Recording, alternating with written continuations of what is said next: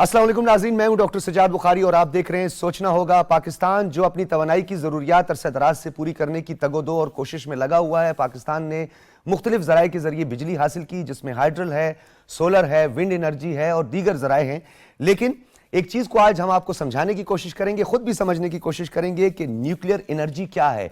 पाकिस्तान में atomic energy commission का क़याम कब अमल में आया है, और अभी आपने रिसेंट देखा कि वज़ीर आज़म पाकिस्तान ने चश्मा में C5 यूनिट का इफ्तिताह किया। इससे पहले 4 यूनिट वहाँ पे काम कर रहे थे और हम बिजली हासिल कर रहे हैं। इस वक्त जो बिजली है वो 3620 मेगावाट बिजली यानी न्यूक्लियर एनर्जी के ज़रिए हासिल की जा रही है, और जिसको हम एटम कहते हैं उसके ज़रिए हासिल की जा रही है।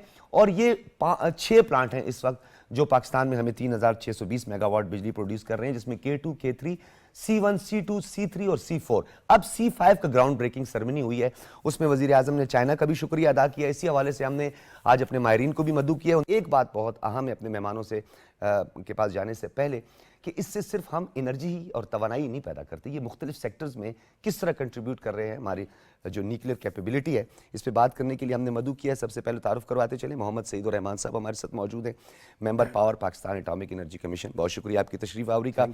डॉक्टर अंसर परवेज़ साहब हमारे साथ मौजूद हैं जी, आपका बहुत बड़ा कंट्रीब्यूशन है, साबिक चेयरमैन है पाकिस्तान एटॉमिक एनर्जी कमीशन के, इसके अलावा एडवाइज़र हैं न्यूक्लियर पावर NCA के। बहुत शुक्रिया आपकी तशरीफ़ आवरी का। हरदिल अजीज़ शाहिद रियाज खान साहब हमारे साथ मौजूद हैं जी, तर्जमान पाकिस्तान एटॉमिक एनर्जी कमीशन। और डेफिनेटली आप लोगों की जो तगोदो है, मेहनत है, वो रंग ले आई है। सबसे पहले गुफ्तगू का आगाज़ करेंगे। 14 जुलाई 2013 रिसेंट वज़ीर आज़म पाकिस्तान ने ग्राउंड ब्रेकिंग सेरेमनी में मौजूद थे। उन्होंने इस यूनिट 5 का इफ्तिताह किया, जो कि एक ख्वाब हम समझते हैं कि हमारा था कि हम बहुत जल्दी मज़ीद जो है अपने नेशनल ग्रिड में जो है वो कंट्रीब्यूट कर सकें। क्या लगता है आपको कि इस पे कौन कौन से अवामिल कार फरमा थे? और क्योंकि ये गैप बहुत आया है, 5 से 6 साल का गैप आया है, क्योंकि 2017 के बाद फिर हमने नया यूनिट नहीं बनाया। जी सर। पहली चीज़ तो ये है कि गैप इतना बड़ा नहीं है। अभी रिसेंटली इसी साल 2023 में हमने K3 का इफ्तिताह किया था, जो कि 1100 मेगावाट का प्लांट था। तो ये जो 1200 मेगावाट का प्लांट इस वक्त हम सबसे बड़ा यूनिट स्टार्ट करने जा रहे हैं चश्मा के मुकाम के ऊपर, इसमें जो बेसिक थिंकिंग इसकी बिहाइंड थी वो था कि इकनॉमिक एक्टिविटी जनरेट की जाए विद इन द कंट्री इस वक्त।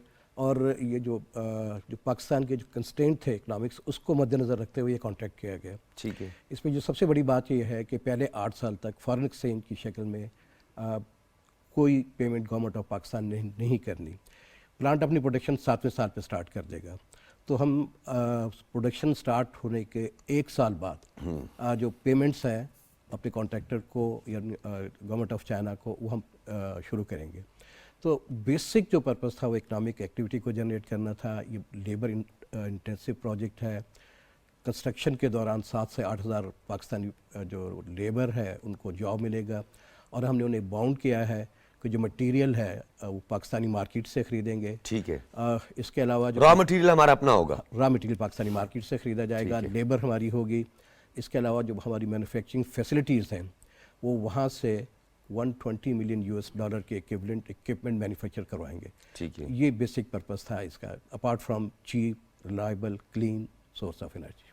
ठीक है। अच्छा ये भी बताइएगा सर कि ये आने वाले दिनों में हम ये समझते हैं कि इसकी कैपेसिटी या इसकी जो प्लानिंग है उसमें तो तकरीबन 40,000 मेगावाट है 2050 तक, 2050 तक। तो क्या 2030 तक 8,800 मेगावाट का टारगेट अचीव कर पाएंगे? ये थोड़ा सा डिफ़िकल्ट लगता है, लेकिन जो 2050 का टारगेट है वो हम मीट करने के लिए एफर्ट कर रहे हैं।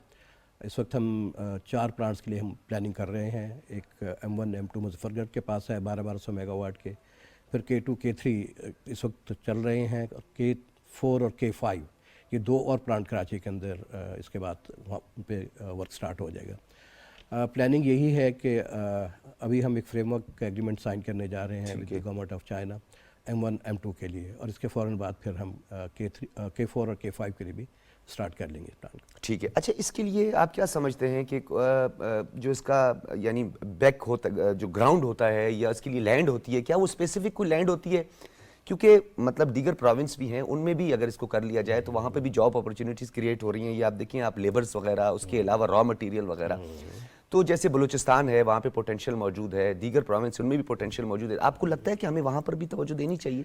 नहीं, हमने सर्वे किया पूरे पाकिस्तान में, और जो पोटेंशियल साइट्स हो सकती थी न्यूक्लियर के पॉइंट ऑफ व्यू से, क्योंकि इसके अंदर एक तो अर्थक्वेक कोई फॉल्ट जोन नहीं होना चाहिए, सेस्मिक जोन ना हो, नहीं होना चाहिए। ठीक है। नंबर 2 जो पॉपुलेशन लो पॉपुलेशन जोन होना चाहिए। ठीक है। नंबर 3 हमें कूलिंग के लिए वाटर की रिक्वायरमेंट होती है, ठीक है, तो कूलिंग वाटर चाहिए होता पानी है। की, ठीक है। यस। फिर इसके बाद दूसरे फैक्टर्स हैं, इन्वायरमेंट स्टडीज़ की जाती हैं, ठीक है। और जो आपकी जियो टेक्निकल स्टडीज़ हैं और सब सॉइल स्टडीज़ हैं, इसके बाद फिर ये डिसाइड किया जाता है कि ये साइट फिजिबल है for the construction of a nuclear power plant और नॉट। तो बेस्ड ऑन दैट हमने कुछ साइट ऑलरेडी आइडेंटिफाई किए हुए हैं। 2 तो मैंने आपको बता दिया, मुजफ्फरगढ़ का, फिर इसके अलावा भी और साइट्स भी हैं, तौसा है, और साइट्स के ऊपर भी वर्क कर रहा है पाकिस्तान एटॉमिक एनर्जी कमीशन। ठीक है। मैं डॉक्टर साहब आपकी तरफ आऊँ। डेफिनेटली आप चेयरमैन रहे हैं, आपका बड़ा कंट्रीब्यूशन, बहुत सारी चीज़ों को बहुत करीब से आपने देखा है। क्या लगता है कि हम अपनी कैपेसिटी मज़ीद किस तरह बढ़ा सकते हैं, हम मज़ीद कितना कंट्रीब्यूट कर सकते हैं, कितना पोटेंशियल पाकिस्तान में अब भी मौजूद है? डेफिनेटली हमने तो सबको खराज तहसीन पेश करना है, अपने साइंटिस्ट को करना है, आप सबको कंट्रीब्यूट, जो आप लोगों का कंट्रीब्यूशन रहा है, कितना मज़ीद गुंजाइश आप समझते हैं कि अब भी मौजूद है और कितनी तेज़ी से इस पर हम मज़ीद भी काम कर सकते हैं, प्लस विल उसमें शामिल हो अगर तो? हाँ, ये मैं ऐड ये करना चाहूँगा। आपने सही बात की। देखें, काम तो इसके ऊपर लगातार हो रहा है। अगर आप ख़ास तौर पे एनर्जी की बात कर रहे हैं, तो जैसे अभी मेंबर ने कहा कि, और आपने ख़ुद भी बल्कि पहले कहा कि 40,000 मेगावाट कम से कम 2050 तक प्लान कर रहे हैं। और दूसरे पावर प्लांट भी पहले भी, जैसे अभी C5 शुरू हुआ है। एक बात जो मैं इस मौके से फ़ायदा उठा के करना चाहता हूँ वो ये है कि जब भी न्यूक्लियर पावर प्लांट लगता है, कुछ होता है लोगों में कुछ थोड़ी सी, जैसे आपने खुद भी कहा, कुछ थोड़ी सी रिजर्वेशन भी आती हैं कि बहुत महंगा है, या पता नहीं क्या होगा, या इससे लोगों को क्या नुकसान पहुंच सकता है। तो मेरा ख्याल है कि इस मौके से फ़ायदा उठाते हुए मैं ये बात ज़रूर करूं कि जो भी प्लांट पाकिस्तान में लगता है तो उसके लिए पहले प्लानिंग कमीशन के पास जाता है कि भाई ये हम प्लांट लगा रहे हैं, इसकी इतनी कीमत होगी और इससे जो बिजली बनेगी वो इतने की होगी। और उसमें हम उनसे कहते हैं कि ये जो हमने कीमत निकाली है ये 80-85% कैपेसिटी फैक्टर की बुनियाद के ऊपर है। तो माशाल्लाह हमारे सारे पावर प्लांट जो लगे हैं वो 80 की रेंज में ही चल रहे हैं। तो इसका मतलब ये है कि हम जितनी की हमने कही थी कि हम बिजली बनाएंगे, उतने ही की हम बिजली बना रहे हैं। तो ये हमारी, जिसे कहते हैं ना, इकॉनमी न्यूक्लियर पावर की, वो इतनी स्ट्रॉन्ग। हमारे एक्सचेंज रेट का इस पर कोई असर नहीं हुआ? एक्सचेंज रेट का जो असर होता है ना, वो उसके साथ साथ वो उसमें कंपनसेट हो जाता है उस कीमत में जो आपको मिलती है। ठीक है। लेकिन असल में अगर आप सीधी सी मैं एक बात करता हूँ फॉर हर तरह के पावर प्लांट्स के लिए, कि कोई प्लांट भी जो 80-85% कैपेसिटी फैक्टर पे चलेगा ना, तो अपनी कीमत दे देगा, क्योंकि उसकी कीमत बनाई इसी बेसिस के ऊपर कि 80-85 पे चलेगा।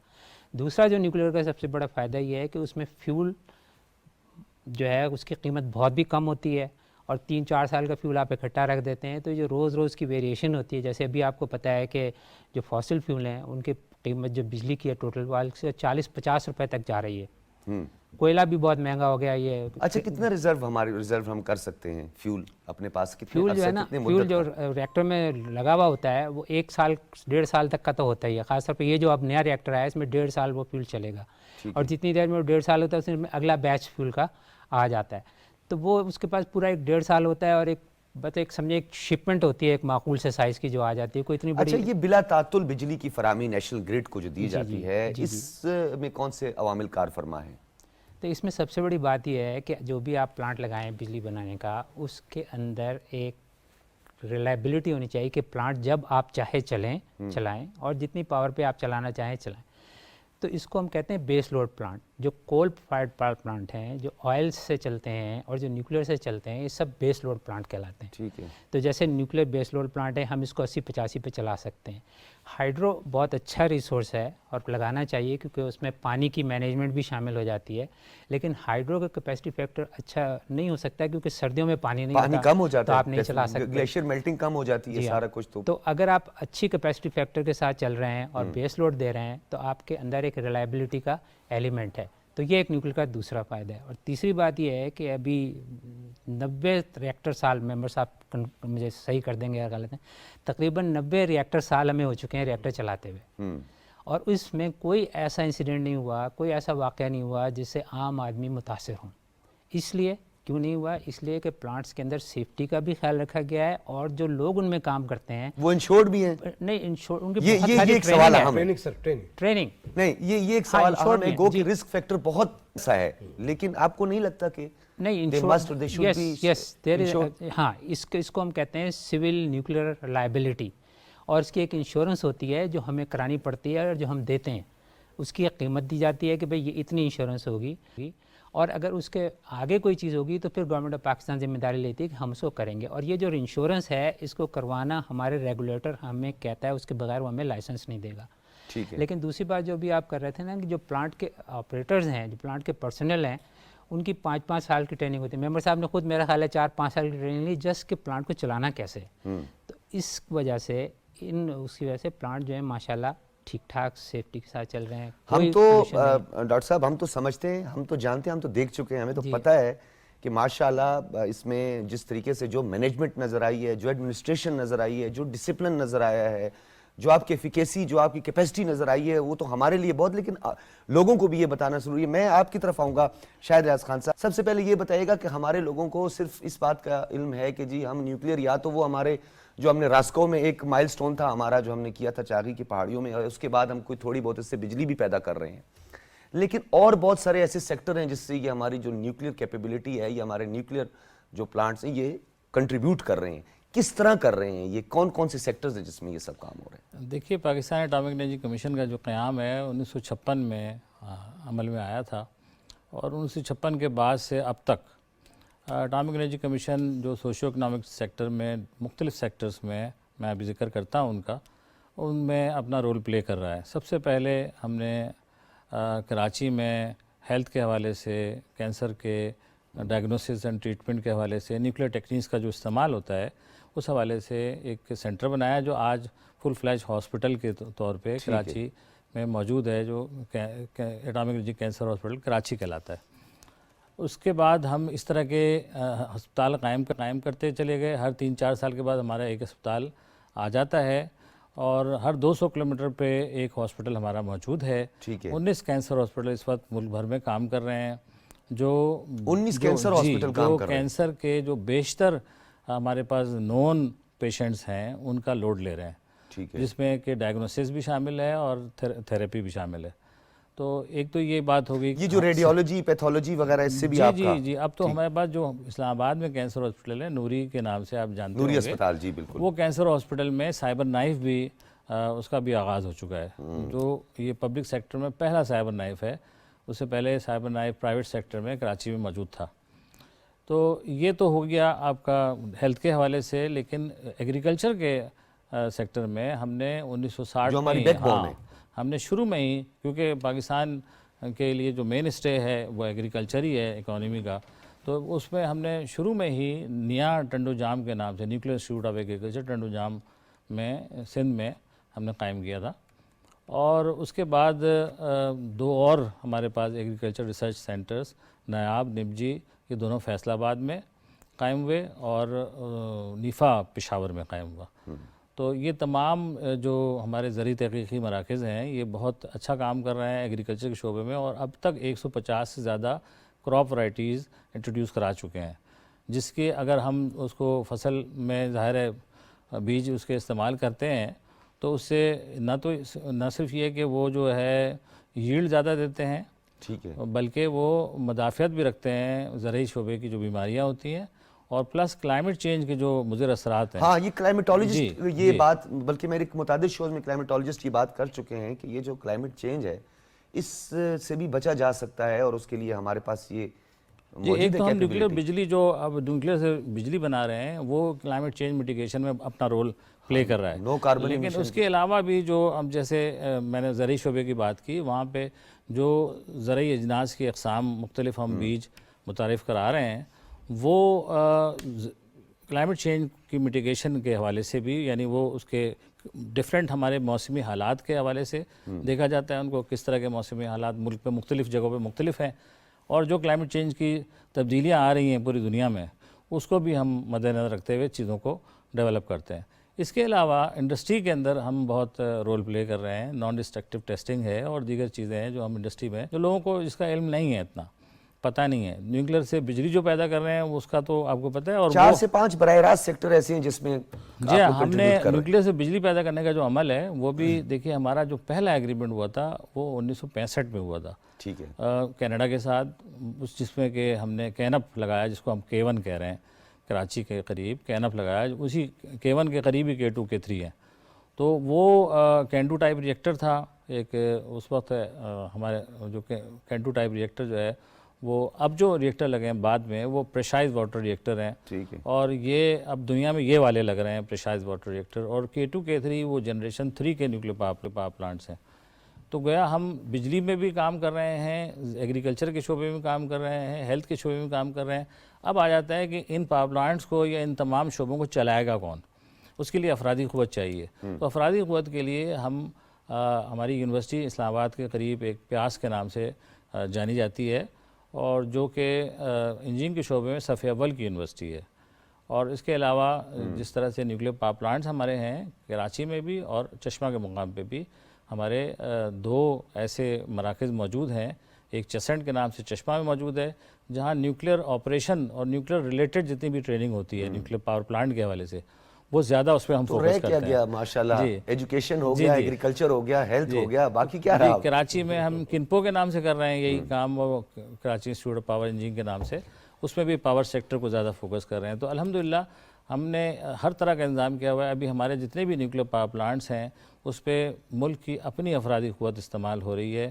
ہم باہر سے لوگوں کو نہیں رکھ رہے, ٹیکنیشینس ہوں یا اس کے نیوکلیر کے آپریٹرس ہوں, ان کی لائسنسنگ ہوتی ہے, بہت ریگرس ٹریننگ کے بعد اس کی آپریٹر کا لائسنس ملتا ہے. تو یہ ساری چیزیں ہم الحمدللہ کر رہے ہیں, اور ہم اس میں مزید آگے بڑھتے چلے جائیں گے وقت کے ساتھ ساتھ. اچھا, میں محمد سعید الرحمان صاحب, ایک تو شاہد صاحب نے کافی تفصیلات ہمیں بتا دی کہ اس سے کون کون سا شعبہ جو ہے وہ مستفید ہو رہا ہے یا استفادہ کر رہا ہے. آپ یہ بتائیے گا کہ یہ جو IAEA کس بلا کا نام ہے؟ کیونکہ لوگ یہ اکثر سمجھتے ہیں کہ یہ ایک کنٹرولڈ اتھارٹی ہے جو کہ آپ کے پوری دنیا میں جو نیوکلیر جن کے پاس ایسٹس ہیں تو ان کو کنٹرولڈ کرتی ہے. کیا سمجھتے ہیں آپ کہ کیا یہ ایک عام فہم ہے, یہ تاثر غلط تاثر ہے, یا IAEA صرف ریگولیٹری اتھارٹی ہے جو اس کا ایک کرائٹیریا ہے, جو اس کے کرائٹیریا کو پورا اس پہ اترے گا تو اس کو گو ہیڈ دیا جاتا ہے؟ نہیں, اس کو اس طرح سے نہ لے کہ ایک ریگولیٹری اتھارٹی ہے. ریگولیٹری اتھارٹی تو ہمارے لیے پاکستان نیوکلیر ریگولیٹری اتھارٹی ہے. ٹھیک ہے. یہ ایک ایسی باڈی ہے جو سیف گارڈ, یعنی آپ کا جو مٹیریل اسپینڈ انوینٹری ہے یورینیم کی, اس کو مینٹین رکھتی ہے. ہم اس کے ممبر ہیں, سیف گارڈ کے جو کنونشن ہے اس کے سگنیٹری ہیں. تو ہمارا جتنا بھی فسائل مٹیریل ہے اس کی انوینٹری کو یہ لوگ لک آفٹر کر رہے ہوتے ہیں. ٹھیک ہے. اچھا, اس کے علاوہ یہ ٹیکنیکل اسسٹنس بھی پرووائڈ کرتے ہیں for safe operation of the plant. جس وقت پلانٹ انڈر کنسٹرکشن ہوتا ہے تو ایک پری اوساٹ کے نام سے ایک مشن آتا ہے. اوساٹ سے مراد ہے on site safety review, on site safety. ٹھیک ہے, on site safety review committee team, on site safety review team. تو فیول لوڈ ہونے سے پہلے یہ پلانٹ کے اوپر آ کے آپ کا ریویو کرتے ہیں, ان ڈیپتھ ریویو کرتے ہیں اور بتاتے ہیں کہ کون سے ایریاز ہیں جہاں پہ امپرومنٹ کی ضرورت ہے. پھر اس کے بعد جس وقت پلانٹ آپریشن میں آ جاتا ہے تو اس وقت ان کے OSART mission time to time آتے رہتے ہیں. On site safety review team visit کرتی رہتی ہے, وہ آپ کو اسیس کر رہی ہوتی ہے کہ آپ سیف کر رہے ہیں یا نہیں کر رہے. اس کے علاوہ ایک اور authority, world association of nuclear operators, وانو, اس کے نام سے بھی موجود ہے. یہ بھی پلانٹ میں فیول لوڈ ہونے سے پہلے اور پلانٹ میں فیول لوڈ ہونے کے بعد یعنی آپریشن کے دوران یہ پیئر ریویوز کنڈکٹ کرتے ہیں. تو وہ اس کو اوساٹ کہتے ہیں, یہ اس کو پیئر ریویوز کہتے ہیں. یہ بیسیکلی آپ کو دیکھ رہے ہوتے ہیں کہ آپ سیفلی آپریٹ کر رہے ہیں یا نہیں کر رہے. اگر آپ کہیں فائنڈ کرتے ہیں کہ ڈیفیشنسیز ہے کسی ایریا کے اندر, رسک فیکٹر خاص طور پہ چیک کیا جاتا ہے اس میں, کیا جاتا ہے بالکل, تو وہ پھر اس کے بعد آپ کو گائیڈ بھی کرتے ہیں کہ ان ایریاز کے اندر آپ کو کام کرنے کی ضرورت ہے. اچھا, پھر اس کے علاوہ یہ لوگ آپ کی رینکنگ بھی کر رہے ہوتے ہیں. انہوں نے پرفارمنس انڈیکیٹرز دیے ہوئے, پہلے تو ان کے 17 انڈیکیٹرز تھے, اب انہوں نے اس کو بڑھا کے 55 انڈیکیٹرز کر دیا ہے. تو ان انڈیکیٹرز کی بیس کے اوپر یہ آپ کے پلانٹ کو اسیس بھی کر رہے ہوتے ہیں. آپ کو انہوں نے نمبرنگ رکھی ہوئی ہے 100 تک. ٹھیک ہے. تو ہمارا ایک پلانٹ جو ہے C4, یہ وانو انڈیکس ویلیو 100% اچیو کر چکا ہے. اچھا, اور ان ادر ورڈز اس کی رینکنگ دنیا میں نمبر 1 پہ آ گئی. بالکل. یہ اکیلا نمبر 1 نہیں تھا, اس کے ساتھ 4 پلانٹ اور بھی تھے جنہوں نے 100% ویلیو کو اچیو کیا, لیکن ہم بھی ان میں سے ایک تھے. اور نارملی ہمارے جو پلانٹس ہیں جو اس وقت چشمہ کے اوپر ہیں, یہ ان کی جو انڈیکس ویلیو ہے اس میں ہم 90 سے 100 کے درمیان ہی رہ رہے ہوتے ہیں. کراچی کے جو پلانٹ ہے, کیونکہ ابھی ان کو سٹارٹ ہوئے 2 سال ہو گئے ہیں اور منیمم 3 سال کا ڈیٹا جو ہے اس کے بعد سے پھر اس کی اسیسمنٹ سٹارٹ ہوتی ہے. तो वानो हमें असिस्ट करता है, ये हमारी मॉनिटरिंग भी सॉर्ट ऑफ कर रहे हैं। इसके अलावा पाकिस्तान रेगुलेटरी अथॉरिटी जो है वो हमारे रेगुलेटर हैं, वो ओवरसाइट रखे हुए हैं प्लांट्स के ऊपर। अच्छा, ये रेगुलेटरी अथॉरिटी नहीं है, जस्ट थोड़ा बहुत इन्होंने एक चेक एंड बैलेंस और ख़ास तौर पे यूरेनियम की कितनी अफसुदगी हुई, ये तमाम चीज़ों पर वो, और इसमें खास तौर पे जो रिस्क फैक्टर है उसको चेक करते उसको हैं, देख रहे होते हैं। बाकी किसी किस्म की उनके पास अथॉरिटी नहीं है। नहीं, लेकिन ये उनकी रिकमेंडेशन आती हैं, रिकमेंडेशन आती हैं, और नॉर्मली हम लोग उसको रिकमेंडेशन को अपने लिए एक बाइंडिंग ही समझते हैं, लेकिन बाइंडिंग है नहीं, लेकिन जो भी रिकमेंडेशन आती है उसके अगेंस्ट फिर हम अपने करेक्टिव एक्शंस लेते हैं। अच्छा, एक जो चीज़ें मैं थोड़ा सा आपके साथ शेयर करना चाहता हूँ। अभी आपने डॉक्टर साहब से क्वेश्चन किया था कि फ्यूल आपको कितनी चाहिए होता है। अच्छा, मैं आपको बता दूँ, ये स्टूडियो जहाँ पे हम इस वक्त बैठे हुए हैं, इसके अंदर हम 7 से 8 साल का फ्यूल, इस साइज़ के रूम के अंदर 7 से 8 साल का फ्यूल स्टोर कर सकते हैं। अच्छा, और फ्यूल ने फिर जाके इतना कम फ्यूल इस्तेमाल होता है इसमें? यस, हम टोटली जो है जिस वक्त रिफिलिंग OT पे जाते हैं तो हम 1/3 फ्यूल को रिप्लेस करते हैं, ठीक है, नॉट द होल। ठीक इन अदर वर्ड्स, जो फ्यूल असेंबली है उसने स्टे करना है रिएक्टर के अंदर 3 ऑपरेशंस के लिए, 3 साइकिल के ऑपरेशन के लिए। अच्छा, ये साइकिल भी वेरी करता है। चश्मा के अंदर 14 मंथ्स का है, यानी 14 मंथ फ्यूल कंटिन्यूसली रिएक्टर के अंदर रहता है, फिर उसका 1/3 रिप्लेसमेंट की तरफ जाता है। कराची के अंदर ये साइकिल जो है ये 18 मंथ का है, तो 18 मंथ के बाद फिर हम उसका 1/3 कोर को है दोबारा से इसको रिप्लेस करते हैं। तो ये जो है बेसिक ये प्रोवाइड करता है एनर्जी सिक्योरिटी। अभी आपने देखा जिस वक्त ये फ्लड आया था तो बहुत सारे पावर प्लांट सर्विस स्टेशन बंद कर गए थे। हाँ, इसलिए बंद करने पड़ गए कि आपको फ्यूल की सप्लाई वहाँ पे पॉसिबल नहीं रही थी।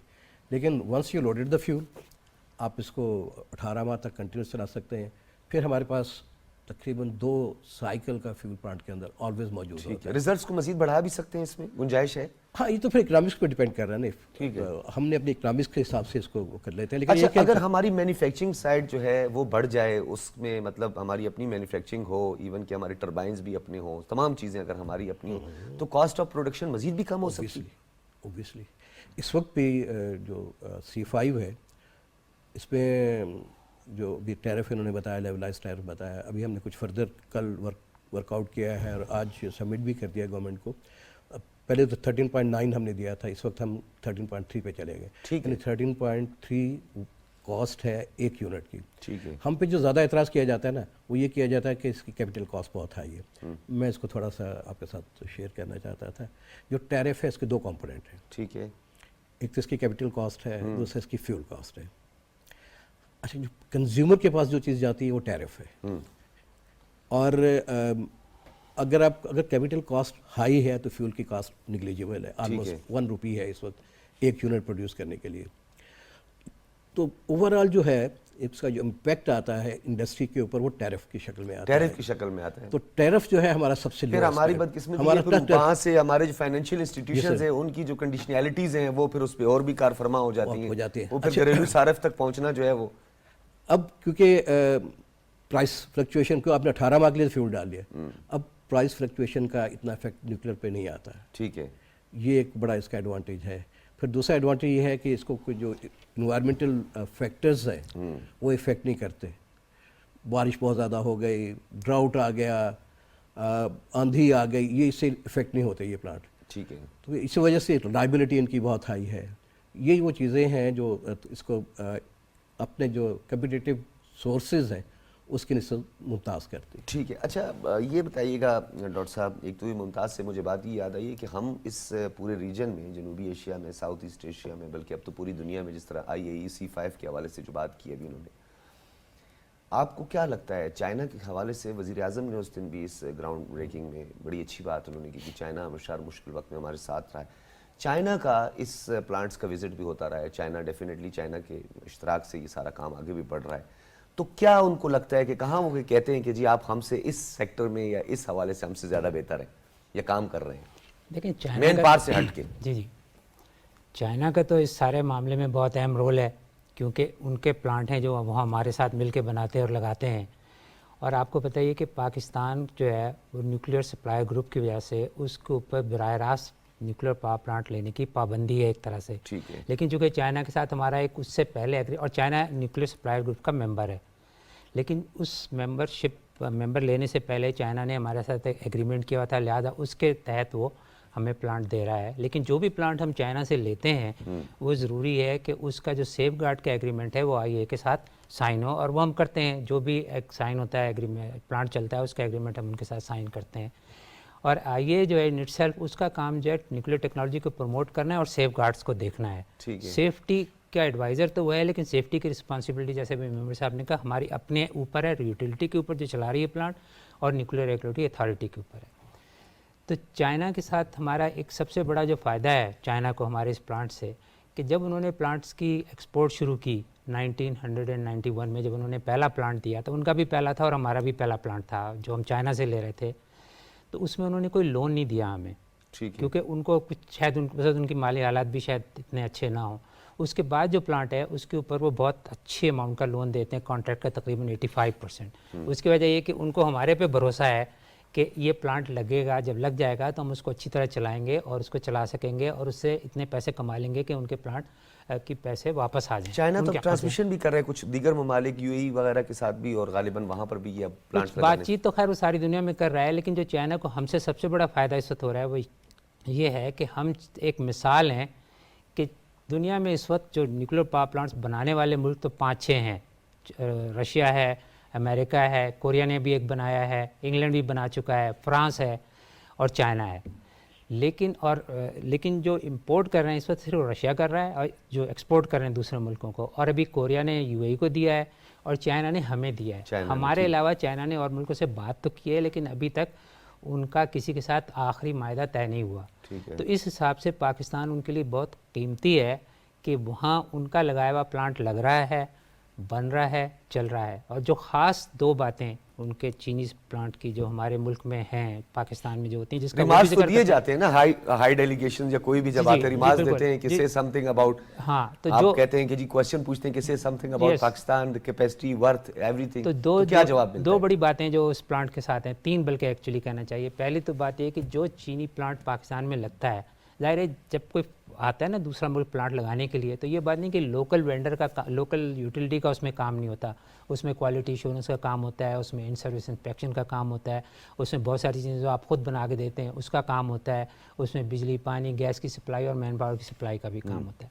تو اس طرح سے وہ کہتے ہیں کہ ایک سکسیس سٹوری ہے چائنا کا پاکستان کو پلانٹ دینا، کیونکہ جو پلانٹ چائنا پاکستان کو دیتا ہے وہ اصل قیمت کے اندر بنتے ہیں، جو اس کے لیے ٹائم سکیجول ہے اس کے اندر بنتے ہیں.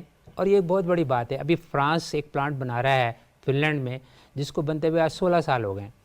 خود امریکہ کے اندر ایک پلانٹ بنا رہا ہے جو 6 سال ڈیلے ہو گیا ہے. کبھی بیچ میں ریگولیٹر آ جاتا ہے، کبھی کوئی اور لوگ آ جاتے ہیں، کبھی وینڈر اور یوٹیلٹی کا جھگڑا ہو جاتا ہے.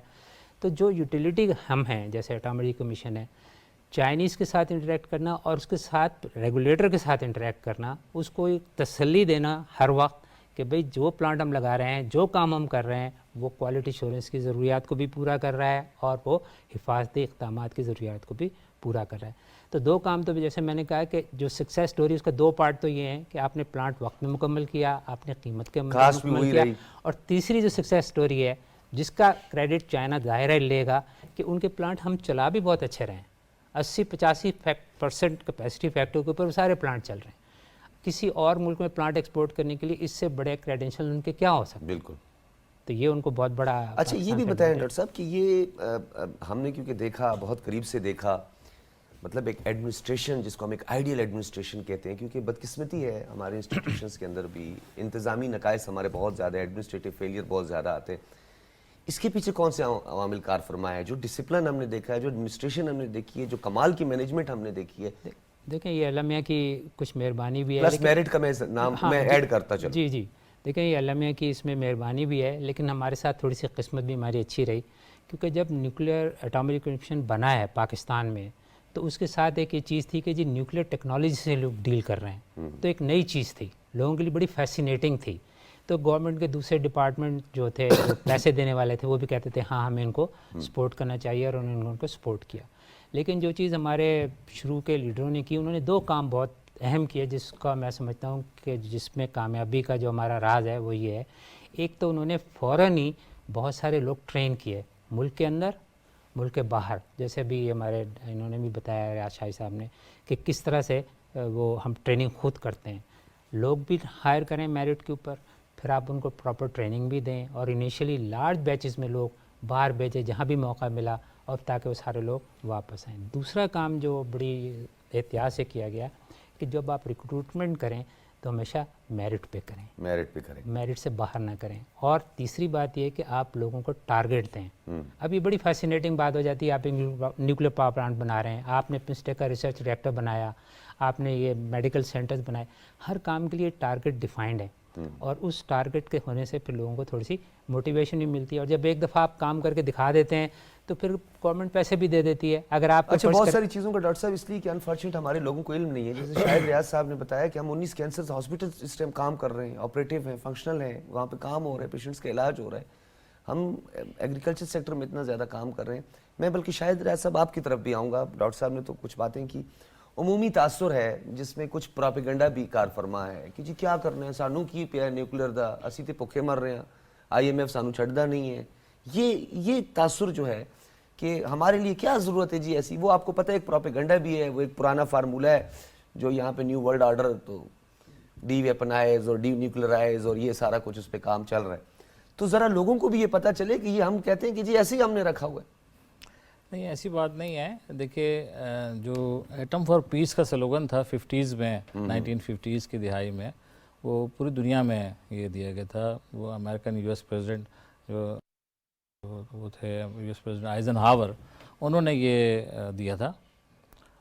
اس کے بعد انٹرنیشنل اٹامک انرجی ایجنسی بنی، اٹامک انرجی کمیشن پہلے 1956 میں بن گئی، 1957 میں انٹرنیشنل اٹامک انرجی ایجنسی بنی جس کا پاکستان فاؤنڈنگ ممبر ہے۔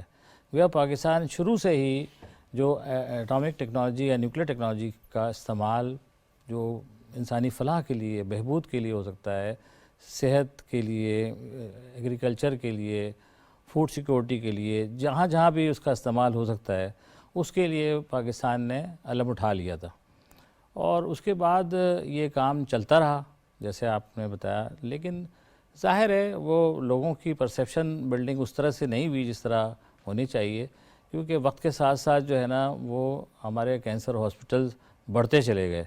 ابھی دیکھیے کراچی میں 2 کینسر ہاسپٹل ہیں، ایک کرن کے نام سے ہے اور ایک اٹامک انرجی کینسر ہاسپٹل جو کراچی کے نام سے ہے۔ لاہور میں بھی 2 ہے، انمول کے نام سے بہت مشہور ہے، لیکن لوگ نہیں جانتے کہ انمول اٹامک انرجی کمیشن کا ہاسپٹل ہے۔ تو اس طرح سے پورے ملک میں ہمارے پاس، ایون کوئٹہ میں سینار کے نام سے، گلگت میں ہم نے ہاسپٹل بنا لیا ہے، وہاں پہ بھی ہاسپٹل سینار میں تھائرائیڈ وغیرہ اور یہ جی ہر طرح کی جو بھی ڈائگنوسٹک فیسلٹیز ہیں، اور یعنی یہ کوئٹہ کے لوگ بھی سن لیں کہ جو سینار ہاسپٹل آپ کے بروری روڈ پر ہے وہ بھی ایٹامک انرجی کمیشن والوں کا ہاسپٹل ہے۔ جی ایسے ہی ہے۔ تو بات یہ ہے کہ ہم نے کبھی بھی اس بات کو اولویت نہیں دی کہ ہم یہ دنیا کو بتاتے رہے کہ اٹامک انرجی یہ کام کر رہا ہے، اٹامک انرجی وہ کام کر رہا ہے، ضرورت نہیں ہے، ہمیں اس کی ضرورت نہیں، ہم خاموشی سے کام کرنے کے عادی لوگ ہیں۔ اور جیسے ڈاکٹر صاحب نے بتایا کہ تبھی تو ہم نے توانائی کے اصول کو بڑے خاموشی سے اور بڑی کامیابی سے آگے بڑھایا۔ ایک بات اور بھی ہے جی پلیز، کہ اصل میں جو لوگوں کا تعارف ہوا نا اٹامک انرجی سے، نیوکلیر ٹیکنالوجی سے، وہ ہیروشیما اور ناگاساکی سے کے ہوا۔ بعد اس کا ایک خوف جو ہے نا وہ لوگوں کے دلوں میں بیٹھ گیا۔ اس کے علاوہ جو لوگوں کے دلوں میں ایک ریڈیشنز کا خوف ہے، حالانکہ ریڈیشنز جو ہے نا ایکچولی اس وقت جب ہم یہاں پہ بیٹھے ہوئے ہیں اس وقت بھی ہمیں ایک ریڈیشن کی ڈوز مل رہی ہے، لگاتار مل رہی ہے۔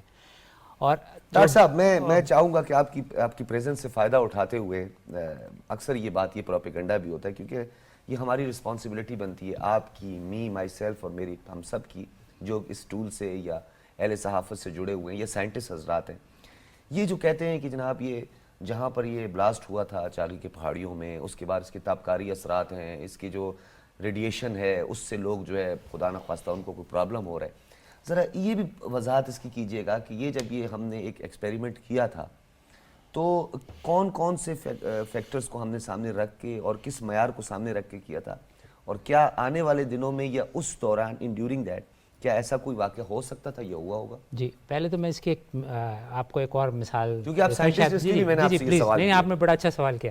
دیکھیں امریکہ نے، یونائٹڈ اسٹیٹس آف امریکہ نے تقریباً شاید 1300-1400 ہارٹ ٹیسٹ کیے ہیں، اس میں سے کچھ انہوں نے سمندر میں کیے، کچھ کھلے میدان میں کیے، نیواڈا اور دوسری جگہوں سائٹس کے اوپر، اور بہت پاور کے ٹیسٹ کیے۔ اگر اس طرح سے اس کی ریڈیشن ساری طرف پھیل جاتی اور پھیلتی رہتی तो अब तक सारे अमेरिकन उससे मुतासर हो चुके होते हैं। हमने तो सिर्फ वहाँ पे छः टेस्ट किए थे, और अमेरिकन जो टेस्ट थे वो खुले मैदान में हुए थे, ओपन में, और हमने जो टेस्ट किए थे वो एक टनल के अंदर थे। डेप्थ थी उसकी काफी। डेप्थ थी। पहले हमने बहुत गहरी एक पहाड़ी देखी, जितनी पहाड़ी ऊंची थी उतना ही इसमें इधर से किया, ताकि उसके चारों तरफ बराबर इलाका हो जिसमें से रेडिएशन बाहर ना निकले। उसके अंदर हमने टेस्ट किया, और उसके बाहर कोई रेडिएशन की डोज नहीं आ सकती, नहीं आई। और उसके बावजूद लगातार हम वहाँ पे मॉनिटरिंग कर रहे हैं। तो कोई वजह नहीं है कि उस जगह से कोई भी ऐसी रेडिएशन 0% जिससे कोई आदमी मुतासर हो। बल्कि हमारी किसी भी फैसिलिटीज़ के, मैं आपको एक और मिसाल से समझाता हूँ जो हम करते हैं, कि अगर मैं एक न्यूक्लियर पावर प्लांट की दीवार के साथ मैं रहूँ 20 साल, और वो जो भी डोज न्यूक्लियर पावर प्लांट से बाहर निकलती है वो मुझे मिल रही है, मैं ले रहा हूँ, तो मुझे इतनी ही रेडिएशन डोज मिलेगी जितनी कि अगर कोई आदमी यहाँ से वाशिंगटन डीसी जाए हवाई जहाज़ में बैठ के और वापस आए।